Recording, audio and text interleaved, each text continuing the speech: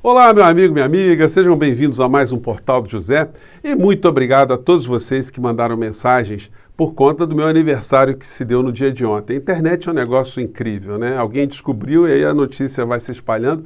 Eu não pude responder a todos vocês, então estou respondendo aqui, retribuindo as mensagens de carinho e de incentivo para a gente continuar aqui no nosso espaço. Obrigado a todos vocês, você que está chegando agora, se inscreva também, conheça o nosso portal e vamos seguir em frente porque tem muitas coisas acontecendo. A fila está andando.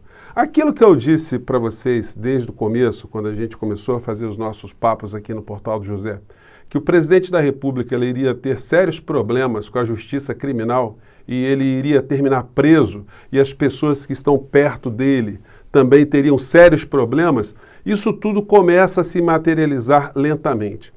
O presidente da República, há quem até advogue a tese que ele vai alegar uma insanidade mental para poder escapar da justiça. Mas isso no Brasil não é bom negócio não, porque uma pessoa que alega esse tipo de circunstância da vida pode parar no manicômio judicial. Já pensaram o presidente Bolsonaro internado junto com Adélio Bispo? Porque é por essa razão que ele está internado ali numa medida de segurança que não tem prazo para terminar, né? Uma pessoa que está colocada de uma forma isolada da sociedade, porque tem uma grave enfermidade mental, só pode sair um dia se a enfermidade for atestada como resolvida, vamos imaginar assim. Mas está difícil, né, gente? A gente acreditar que não tem um problema de fundo aí muito sério.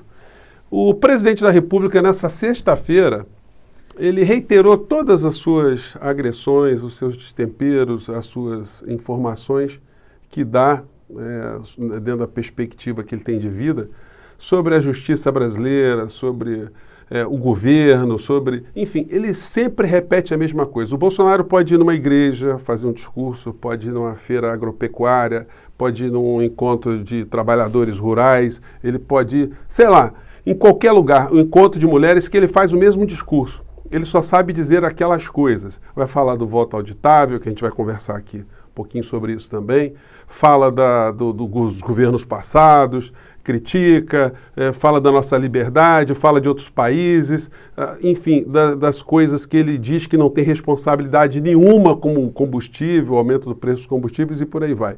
Mas ele sempre tem umas recaídas de baixíssimo nível, né? Eu só quero compartilhar aqui com vocês a do dia, porque a gente acaba ficando absolutamente com sentimentos confusos depois que a gente vê a figura do presidente da República. E aí vamos lá. Vou colocar um trechinho aqui, gente.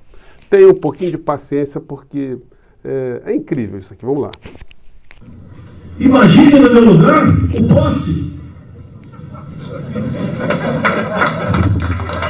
O Zé Disseu na Casa Civil, com Maria do Rosário nos Direitos Humanos, com Palocci na Fazenda, com loteamento de bancos oficiais estatais. Melhorou muito. Agora o senhor tem o Lira, o senhor tem o Onyx Lorenzoni, o senhor tem o Ciro Nogueira, o senhor tem o Ricardo Barros. Tem uma turma aí da pesada, né? A mulher do Arruda, que foi preso por corrupção. Tem um lote aí de gente do Centrão que está no teu governo que também a folha corrida não ajuda muito, né? Sem falar as pessoas lá do gabinete do Flávio Bolsonaro, enfim, a rapaziada também que está devendo algumas explicações à justiça do nosso país. Mas aí ele teve a cereja do bolo na fala dele hoje, né? Vamos lá. Não é difícil voltar um pouco atrás e ver o que vai acontecer na frente. Quando se tem uma pessoa nova, você apaixona, né, por ela. Ela já é uma prostituta antiga. Gente, o cara se apaixona por uma pessoa nova e depois descobre que é uma prostituta antiga. Pois é isso mesmo. Eu vou colocar até o link para quem quiser conferir. Enfim, eu vou cortar a fala por aí porque essa só já dá para a gente fazer aqui uma tese, né, de doutorado sobre sanidade mental. Tem uma coluna que saiu no Correio Brasiliense, eu não consegui baixar para colocar aqui no monitor, mas dá para mostrar para vocês, acho que através da cela aqui da tela do celular. O texto é esse aqui, ó. Eu vou transcrever para vocês o trecho máximo que eu puder, mas basicamente o texto ele é escrito pelo Ricardo Kertzmann, do estado de Minas, que foi republicado aqui no Correio Brasiliense. O título é Drama. Bolsonaro demonstra pior em quadro típico de doença mental. O presidente é um homem em profunda agonia que arrasta o Brasil para o abismo e corrói ainda mais a nossa frágil democracia. Diz aqui, se atestado de sanidade mental fosse pré-requisito para o mistério presidencial, Jair Bolsonaro nem sequer teria assumido em janeiro de 2019. Isso não se trata de ofensa pessoal ou pretensão de minha parte em exercer indevida e ilegalmente o exercício de uma profissão que não domino, mas uma opinião amparada em falas e atitudes cada vez mais compatíveis com o quadro grave de doença psíquica. Não há em Brasília, no restante do Brasil e nem mesmo em todo o mundo, quem gozando de plenas faculdades mentais e isenção ideológica, bem como de padrões mínimos de moral, ética e bons valores, sobretudo os humanos, republicanos e democráticos, que considere o atual presidente da República um homem são e capaz de governar o Brasil. O que até pouco tempo atrás poderia ser considerado um método, estratégia ou mera personalidade, hoje mostra-se algo muito mais amplo e delicado. Jair Bolsonaro é um homem visivelmente perturbado e atormentado, perdido em um labirinto muito próprio, onde cada porta aberta o conduz para um nível ainda pior de alienação, isolamento e descolamento da realidade. Para piorar, cercou-se de gente tão ou mais atormentada, tão ou mais intelectualmente limitada, tão ou mais incapaz de exercer qualquer tipo de atividade que impacte a vida de terceiros. E por aí vai. O artigo está muito interessante. E aí, ao lado dessa história, a gente vai vendo que a fila está andando. A gente vê, por exemplo, nessa coluna aqui do canal Metrópolis, do Guilherme Amado, essa informação aqui que é facilmente também observada na comunidade jurídica, né? Ela está circulando bastante também. Bolsonaro pode pegar até 46 anos de prisão se condenado no inquérito das fake news pelos inúmeros crimes que estão sendo elencados ali. E nós não estamos falando aí nem da CPI, cuja responsabilidade pelo genocídio aqui no nosso país, pelo descaso, prevaricação, o desmando, todos os tipos de desvios administrativos, isso tudo vai acarretar também mais uma responsabilidade. E mais uma responsabilidade eleitoral que pode culminar, inclusive, com impedimento, né, com a cassação de uma eventual candidatura ou impugnação de uma eventual candidatura do presidente da República ou do cidadão, né? Então, a situação está absolutamente corrosiva para o lado do presidente e olha só o que aconteceu. Como ele foi fustigar muito o Supremo Tribunal Federal, por uma estranha coincidência, o processo contra o Flávio Bolsonaro, que estava paradinho, começou a andar.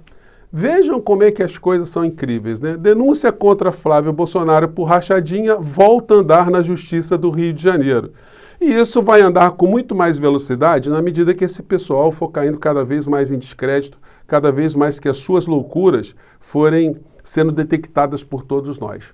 E dentro mesmo das Forças Armadas, a gente já começa a perceber também alguns movimentos, porque, gente, é aquilo que a gente leu no começo do nosso papo aqui, quem tem o mínimo de compreensão da realidade não pode considerar que o chefe do nosso país tem o comportamento de um delinquente, como ele está tendo o tempo todo, para proteger apenas os seus grupos mais próximos, sem nenhuma preocupação com o Brasil. O Bolsonaro não consegue dar um despacho, não conhece um assunto sobre qualquer tema aqui no nosso país. Ele só fica preocupado em fazer esses encontros para fazer proselitismo eleitoral e das suas ideias e plataformas.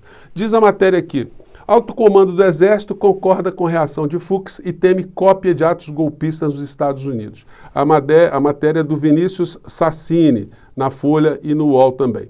E hoje a gente teve o encontro de Augusto Aras com o presidente do Supremo Tribunal Federal, o Luiz Fux. O que pode surgir do encontro como esse?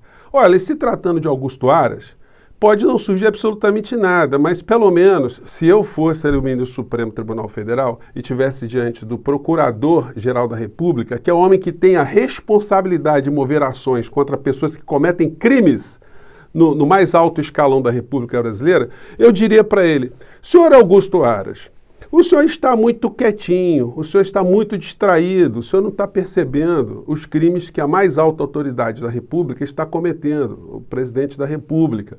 Quero dizer para o senhor que esse tipo de comportamento enseja também a responsabilização criminal por prevaricação, que é o crime que o servidor público comete quando ele é obrigado a fazer alguma coisa e ele não faz. Então, qual é a justificativa do senhor para não estar abrindo processos ou inquéritos contra o presidente da República? Porque o seu amigo, o senhor foi indicado, o senhor tem alguma gratidão, então, provavelmente, nas entrelinhas, algumas coisas ficaram delineadas para o seu Augusto Aras, que o barco já está cheio de furos, a fila começou a andar, as responsabilidades são muito graves e o presidente vai arrastar muita gente com ele nesse naufrágio. Muitas pessoas que acompanham nosso portal sabem que eu nunca aqui referendei essa ideia que as pessoas veicularam durante muitos meses de uma possibilidade de golpe aqui no nosso país.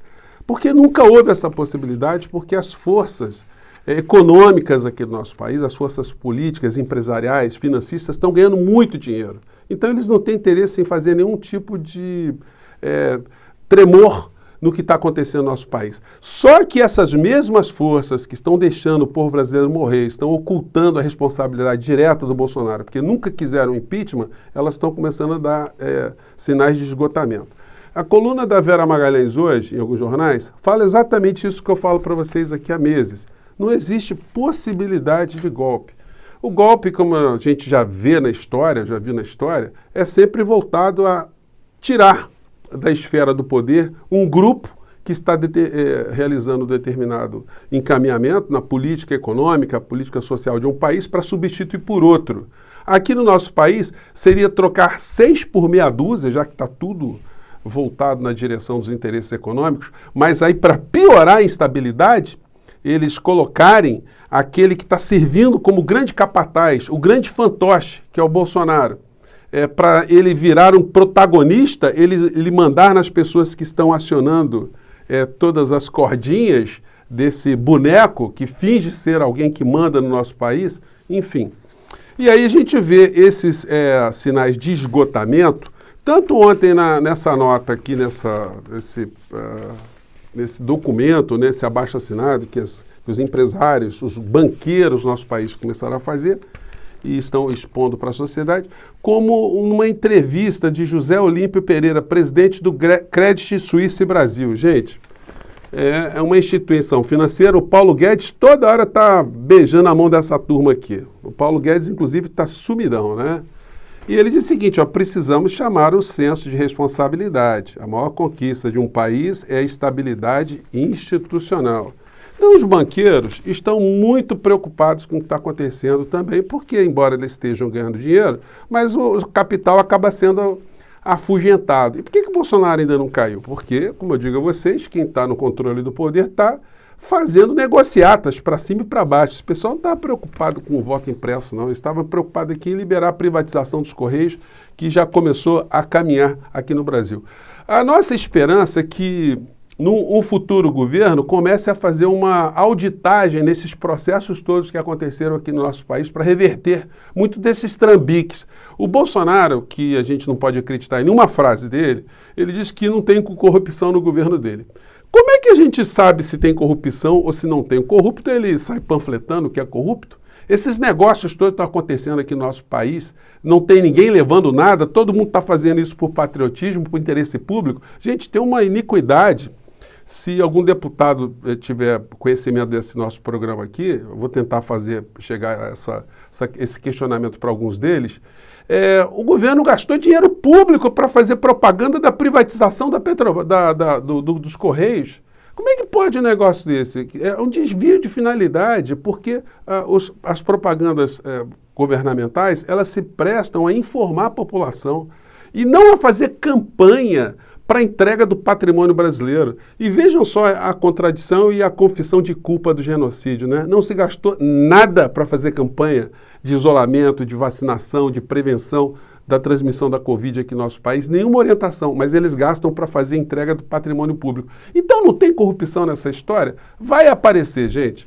E enquanto isso, o Bolsonaro hoje também, antes de ir lá para Santa Catarina, ele fez um encontro ali no Cercadinho e começou sempre a colocar a culpa do preço dos combustíveis nos impostos estaduais e municipais. Gente, mas sempre teve cobrança de imposto municipal e estadual. O Bolsonaro, nenhum problema do Brasil é responsabilidade dele.